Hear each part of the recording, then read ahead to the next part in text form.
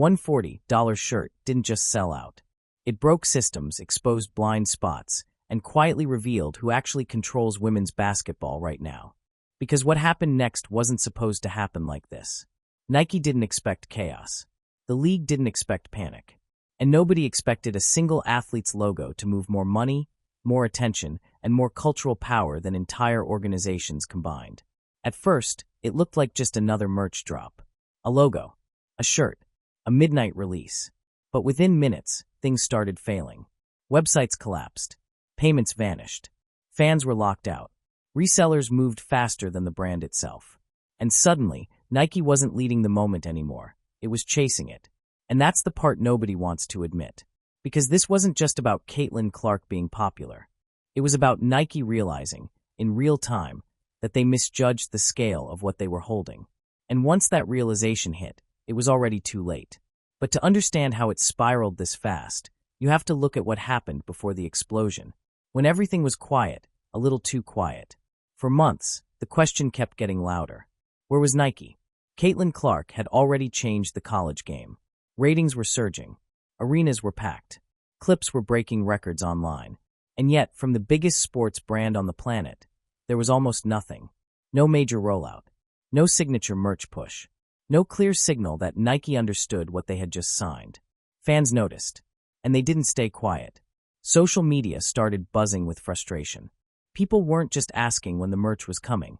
They were asking why it felt delayed at all. Because this didn't feel like a normal superstar launch. It felt cautious, controlled, almost hesitant. Behind the scenes, Nike wasn't treating Caitlin Clark like a guaranteed cultural force. They were treating her like a test. A massive one, but still a test. There were internal debates about demand. Questions about whether her audience would actually convert to buyers. Concerns about how big women's basketball merch could realistically get. Nike had been burned before by overproducing. They didn't want inventory sitting. They didn't want hype without follow-through. So instead of going all in, they slowed things down. And that hesitation created something dangerous. Anticipation with nowhere to go. Fans kept waiting. Speculation grew. The longer Nike stayed silent, the more pressure built underneath the surface. People weren't losing interest. They were stacking demand. Every highlight, every viral clip, every sold-out arena added fuel to a moment that hadn't even arrived yet. And when Nike finally decided to move, they didn't realize how much tension had already built. Because this wasn't a casual audience waiting for merch anymore. It was a global crowd, ready, watching the clock, credit cards in hand. Nike thought they were launching a product. What they were actually doing was lighting the match. And when midnight hit, the reaction wasn't excitement. It was impact. Midnight wasn't a celebration. It was a collision. The moment Caitlin Clark's logo went live, Nike's systems didn't slow down. They gave out. Pages froze. Checkout screens vanished. Carts that took minutes to fill were wiped clean in seconds. Fans thought it was their internet. Then their phone. Then the app. But it wasn't them. Nike's infrastructure was being hit harder than it had been for launches that defined entire eras of sports. And the most alarming part? This was supposed to be simple. It wasn't a shoe.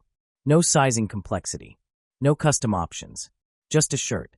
Yet within seconds, millions of people were refreshing at the same time. Not hundreds of thousands. Millions. The Nike app began throwing errors almost instantly. The website stalled, then partially loaded, then crashed again. Some fans made it to checkout, only to get kicked out before payment went through. Others watched the page refresh itself into nothing. And while fans were panicking, Nike's internal dashboards were lighting up. Traffic spikes that didn't look real. Order volumes hitting levels normally reserved for global sneaker events. Systems designed to handle chaos suddenly overwhelmed by a product nobody inside the company thought would hit this hard. People compared it to Jordan releases. Others mentioned LeBron's first signature drops. But the timelines didn't match. Those moments built over days. This happened in seconds. Reports started surfacing that Nike processed hundreds of thousands of orders before systems began failing completely. And even that number didn't capture the real demand.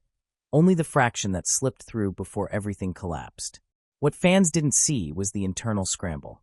IT teams racing to stabilize servers. Emergency protocols kicking in. Executives being alerted that a routine drop had turned into a full-blown incident. And still, the demand didn't stop. Every crash triggered more refreshing. Every error message made the product feel rarer. Scarcity wasn't being marketed, it was being experienced. And that's when something shifted. This wasn't a brand controlling hype anymore. It was the audience overpowering it. Nike had planned for interest. They hadn't planned for obsession. While the system struggled, screenshots flooded social media. People posting failed checkout pages. Others celebrating lucky purchases like they'd won a lottery. And buried underneath all of it was a quiet realization inside Nike. This wasn't a successful launch. It was a loss of control. Because once a brand loses control of access, it loses control of pricing, perception, and momentum. And the people who recognized that fastest weren't Nike executives. They were resellers. And they were already moving. The moment Nike's system started breaking, someone else realized an opportunity had opened. And they didn't hesitate. While fans were refreshing in panic, resellers were already inside. Not guessing, not hoping, executing. Sophisticated bots flooded the checkout process, hitting refresh thousands of times per second. Multiple accounts, multiple IPs, automated scripts built for moments exactly like this. To the average fan, it looked like bad luck. To resellers, it looked like a clearance sale. Because scarcity doesn't scare them. It feeds them. As Nike struggled to keep the site alive, resellers were securing dozens, sometimes hundreds, of shirts at once. By the time most fans realized the drop was even live, the supply was already being siphoned off. And within minutes, the aftermath appeared online. Listings went up almost instantly. Not hours later. Not the next day. Minutes. $40 shirts were suddenly listed for $200. Then $300. Some jumped even higher. No negotiation. No hesitation. The market decided the value before Nike ever could. That's when the tone shifted. This wasn't just a sellout. It was a takeover. Fans weren't just disappointed, they were angry. Screenshots of resale listings spread across social media, fueling frustration and disbelief. How is this possible already? Who even got one? This is ridiculous. And every complaint only made the product feel more valuable. Because resale doesn't thrive on fairness. It thrives on emotion. The faster the listings moved, the more attention the shirt received. The more attention it received, the more buyers piled in. Even people who hadn't planned to buy at retail. Some weren't Caitlin Clark fans at all. They were chasing the moment. Resale platforms began reporting something they'd never seen before. A non-shoe item moving faster than limited sneakers. Trades stacking up at a pace, usually reserved for the rarest drops. Entire sneaker communities took notice. Not because it was women's basketball merch, but because it was outperforming their own gold standards. And Nike was watching it happen in real time. Once resellers control the first wave, brands lose leverage. They can't stabilize pricing. They can't shape perception. They can't slow momentum, even if they want to. Scarcity was no longer strategic. It was chaotic. Some resellers bragged openly about profits. Others stayed quiet, letting numbers speak. Either way, the message was clear. This wasn't a niche audience. This wasn't a novelty. This was a demand curve Nike hadn't mapped correctly. And while Nike was still trying to recover its own systems, something even bigger was happening. This frenzy wasn't staying inside the United States. Because once resale prices started climbing, the world started paying attention. And what happened next turned a broken launch into a global phenomenon. What started as a chaotic midnight drop in the United States didn't cool off. It multiplied. As resale prices climbed and screenshots spread, international fans realized something important. This wasn't just an American moment. It was coming for them next. When the shirt went live overseas, the same problems followed. Same errors. Same crashes. Same disbelief. In Europe, Nike's servers buckled all over again. Fans refreshing at dawn watched the site freeze, just like it had hours earlier across the Atlantic. Some thought the issue would be fixed by then. It wasn't.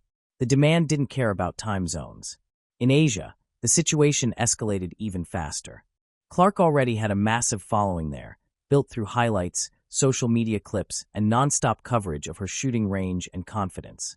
The moment the shirt appeared, listings began popping up on resale marketplaces at prices that shocked even seasoned buyers.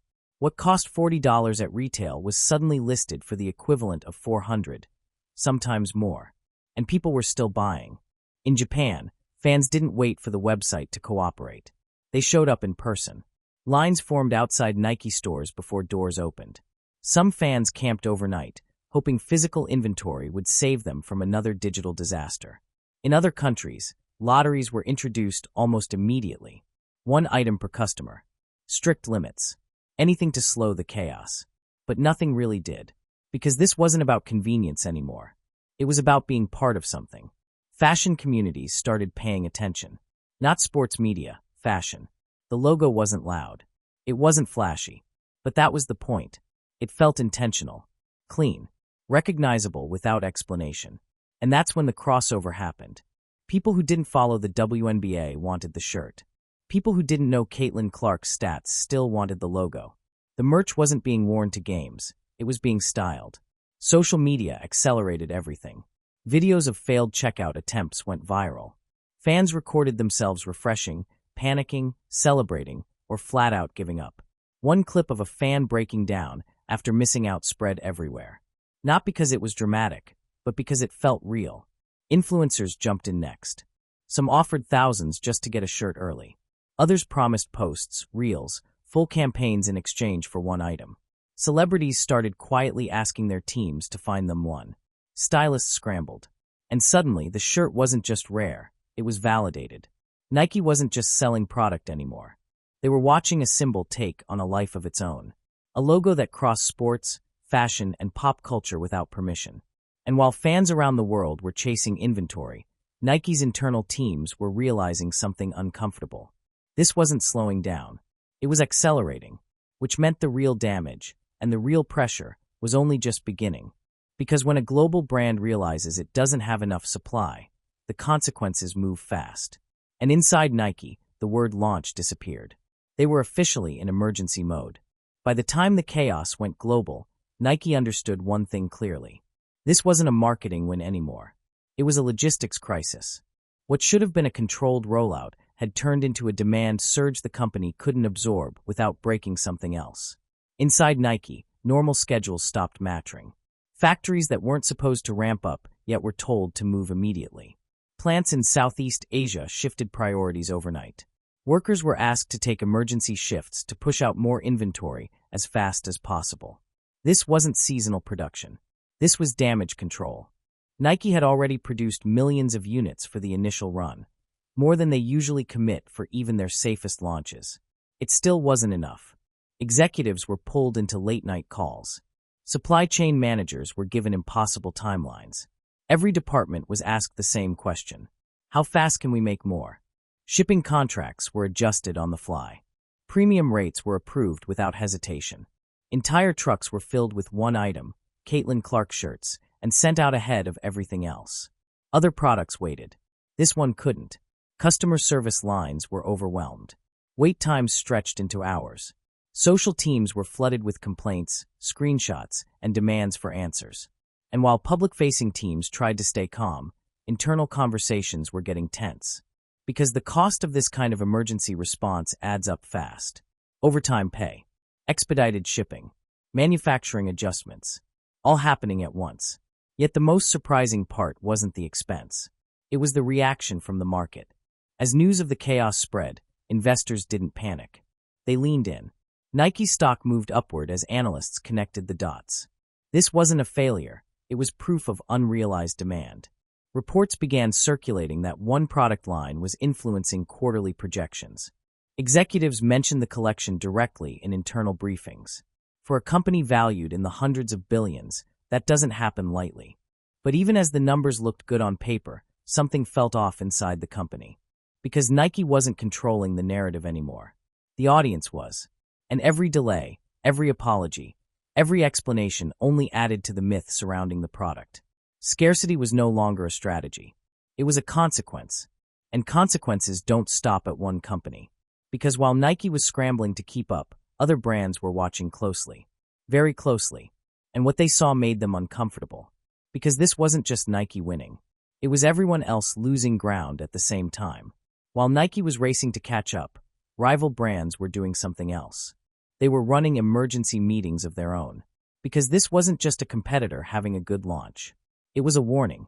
Inside Adidas, Puma, Reebok, and others, executives started asking hard questions, fast.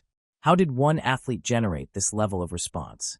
Why did a single t-shirt outperform entire collections? And the most unsettling question of all, why wasn't it them? These brands had invested heavily in women's basketball. They had signed stars. They had launched campaigns. But none of it was moving like this. Reports began surfacing that internal projections were being revisited. Marketing teams were pulling data late into the night, trying to understand what they missed. Because this wasn't just about popularity. It was about gravity. Caitlin Clark wasn't pulling attention toward her. She was pulling attention away from everything else. Other athletes noticed immediately. Not publicly, at first. But behind the scenes, the comparisons were impossible to ignore. Some players had full shoe deals that weren't generating a fraction of the buzz a shirt was creating. Others watched their merch sit untouched, while Clark's logo couldn't stay in stock for minutes. And that contrast stung. Not because of ego, but because of reality. Endorsements are leverage. Sales are security. And suddenly, one player had both. Even more uncomfortable? Some of Clark's rivals were buying the shirt themselves. Players competing against her on the court were seen wearing her logo off it, posting photos. No captions. No explanations. Just quiet acknowledgement. It wasn't about allegiance. It was about recognition. They understood what was happening. This wasn't hype. It was dominance. Meanwhile, brands tied to other athletes were feeling pressure from all sides. Executives were being asked why their flagship players weren't moving product. Why marketing pushes felt loud but empty. And those questions didn't stay internal. Fans started asking them too. Comparisons spread online. Screenshots of Clark's resale prices next to unsold collections elsewhere. The narrative wasn't kind. It didn't say other athletes weren't great. It said the market had chosen its moment. And the market doesn't wait. As Clark's logo continued to circulate globally, one truth became impossible to avoid. This wasn't a rising tide lifting everyone. It was a spotlight, and only one person was standing in it, which led directly to the next phase, when the numbers behind this moment started leaking. And once those numbers came out, the conversation shifted from hype to power. At a certain point, hype stops being an opinion. It becomes math. And once the numbers behind Caitlin Clark's logo started circulating, the tone of every conversation changed. Quietly at first, then all at once. Analysts began piecing together early sales data, system logs, and resale activity. What they saw didn't line up with anything women's basketball had produced before. Not even close. Within weeks, estimates surfaced suggesting Clark's merchandise line had generated hundreds of millions in revenue. And that wasn't projection. It was conservative math based on sell-through, reorders, and confirmed transactions. One product category. Not shoes. Not a full lifestyle line. Just apparel. To put that into perspective, the entire WNBA's annual revenue hovered far below what one athlete's merch was now being tied to. That comparison wasn't supposed to exist. But it did. And once it did, it couldn't be ignored. Wall Street noticed immediately. Nike's quarterly discussions shifted. Clark's collection wasn't just mentioned, it was highlighted. Analysts began asking if this kind of demand could be sustained, if future drops could scale, if one athlete could meaningfully move the needle for a company of this size. And the answer, surprisingly, looked like yes. Nike's stock reacted accordingly. Not because investors love chaos, but because they love proof of untapped markets. This wasn't cannibalizing existing sales. It was expanding the audience. New buyers. Younger demographics, international markets that hadn't engaged this way before. And that's where the real shift happened. Because this wasn't about women's sports catching up. It was about outperforming. Reports showed women's apparel moving faster than comparable men's releases in multiple regions. Not because it was discounted, because it was wanted. Fashion outlets picked up the story next. Then business media. Then mainstream news. And suddenly, Caitlin Clark wasn't just an athlete. She was a case study. Marketing teams across industries began referencing the launch. Not for what Nike did right, but for what they didn't anticipate. Because the scale wasn't supposed to happen this fast. And when growth moves faster than infrastructure, tension builds. Especially inside the institutions meant to manage it. Which brings us to the most sensitive part of this entire story. Because while brands and investors were celebrating, there was one organization watching all of this with mixed emotions. The league itself. And inside the WNBA, the reaction wasn't applause. It was concern. From the outside, it looked like a dream scenario. Record attention, global headlines, an athlete bringing unprecedented money and visibility into women's basketball. But inside the league offices, the mood was more complicated. Because when one player grows faster than the system around her, celebration and concern start to overlap. League officials weren't blindsided by Caitlin Clark's popularity. They had seen the ratings. They had watched arenas sell out. What caught them off guard was the speed. The scale of financial attention arriving all at once forced uncomfortable questions behind closed doors. How do you manage a league moment when one player becomes the economic center of gravity? How do you distribute opportunity without slowing momentum? And what happens if everything starts depending on a single name? No one wanted to say it out loud, but dependency is risky. Sponsors began asking for Clark-specific placements. Broadcast partners leaned heavily on her appearances. Merch conversations increasingly centered around one logo. That kind of concentration creates imbalance, even when it's positive. Other players noticed. Some embraced it, understanding that Clark's spotlight lifted the league overall. Others felt the gap widening, not in recognition, but in leverage. Because when one athlete moves product at this level, the economics change. Endorsement negotiations change. Marketing priorities shift. And not everyone benefits equally. Behind the scenes, league leadership faced pressure from multiple sides. Brands wanted more Clark visibility. Players wanted fairness. Fans wanted access. And the league had to protect its long-term structure while riding a wave it didn't create. That's a delicate balance. Because too much control kills momentum. Too little control creates chaos. And the league was watching chaos build in real time. Every sellout, every resale headline, every comparison between Clark's merch and league revenue tightened the tension. This wasn't jealousy. It was fear of instability. Because once an athlete outgrows the league's systems, the rules start bending. And bending rules attract attention, not all of it good.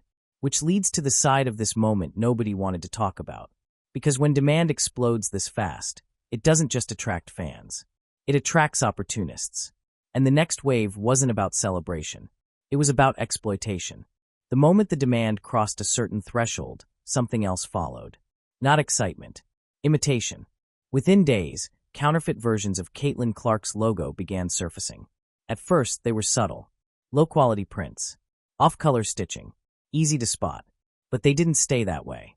As demand continued climbing, so did the sophistication. Factories overseas began producing replicas in massive quantities. Some were nearly indistinguishable from the real thing. And they moved fast. Street sellers in major cities started carrying them. Online listings multiplied. Entire websites appeared overnight, designed to look legitimate.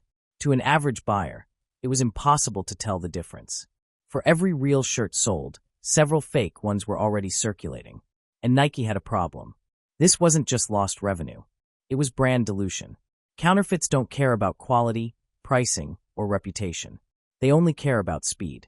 Nike was forced to respond quickly. Authentication measures were introduced. QR codes, unique tagging systems, additional layers of verification. Security teams expanded. Legal teams got involved. Customs officials were alerted. Entire shipments were intercepted before hitting the market. This wasn't a minor nuisance. It had turned into a global issue. Authorities began tracking networks that specialized in counterfeit sports apparel.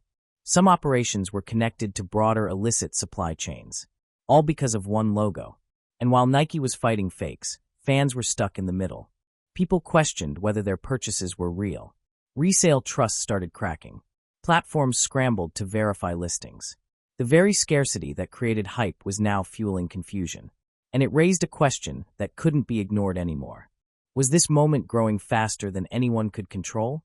Because when fame moves faster than protection, the damage isn't immediate. It spreads, which forced Nike, the league, and the industry to confront the final reality of this situation. This wasn't just a launch gone wild. It was a system being stress-tested by a single athlete. And the results weren't subtle. They were overwhelming. All of it leads to one unavoidable question. What happens when one player doesn't just break records, but breaks the structure around her? At this point, it was impossible to deny. This wasn't about a logo. It wasn't about timing. It wasn't even about Nike. It was about scale. Caitlin Clark didn't just outperform expectations. She outgrew the system that was supposed to manage her. Every part of the infrastructure around women's basketball was built for gradual growth. Step-by-step progress. Measured expansion. What happened here skipped steps. The market responded instantly, aggressively, and globally. Fans didn't wait for permission. Brands didn't set the value. Institutions didn't control the pace. The audience did. And once that happens, power shifts. Nike learned that lesson in real time.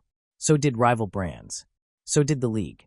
Because when one athlete becomes the main driver of revenue, attention, and cultural relevance, the traditional hierarchy doesn't hold. Schedules bend. Marketing priorities change. Negotiations feel different. Not because anyone demanded it, but because the numbers forced it. This moment didn't come from a carefully planned campaign. It came from demand building quietly, then exploding all at once. And the most telling part? Caitlin Clark didn't say much during any of it. She didn't hype it up. She didn't stir controversy. She just kept playing, which made the contrast even sharper. While systems scrambled, she stayed steady. That's what makes this moment dangerous for old models, because it proves something uncomfortable. You don't need permission to become bigger than the structure around you. You just need momentum. And once momentum reaches this level, the rules don't disappear, they change. The league will adjust. Brands will adapt. Competitors will try to replicate it. But this moment can't be undone. It set a new ceiling. And the next time an athlete approaches this level of demand, the question won't be if it can happen. It'll be who's ready when it does. Even after the headlines faded and the sellouts stopped trending, the impact didn't disappear. It settled, quietly but permanently. Because moments like this don't end when inventory restocks. They ripple outward. Inside boardrooms, Caitlin Clark's name started showing up in conversations that had nothing to do with basketball.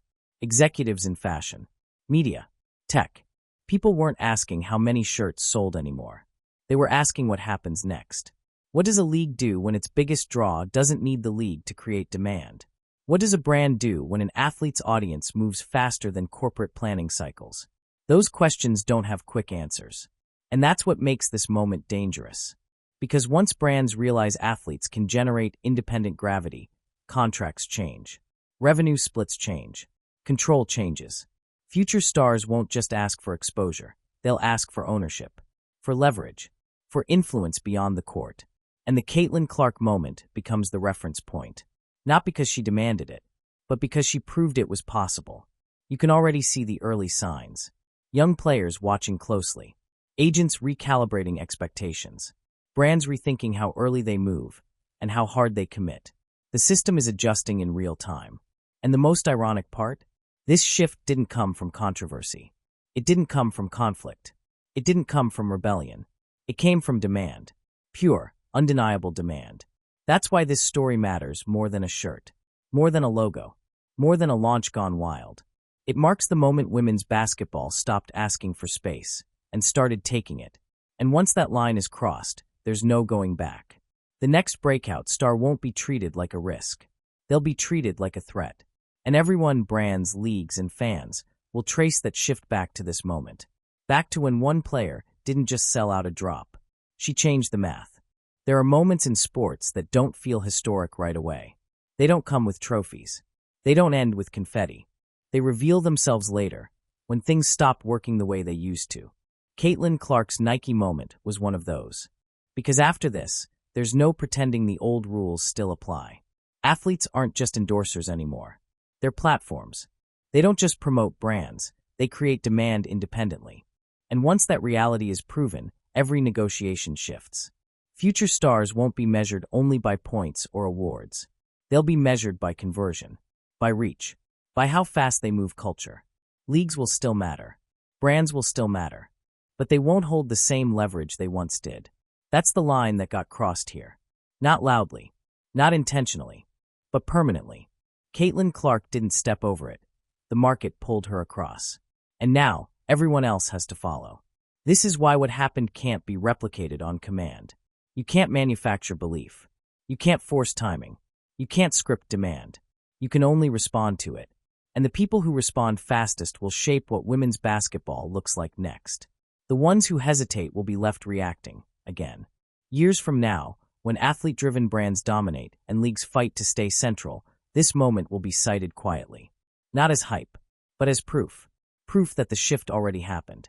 And once a system is exposed, it never fully recovers its old form. It evolves, or it gets replaced. That's the legacy of this moment.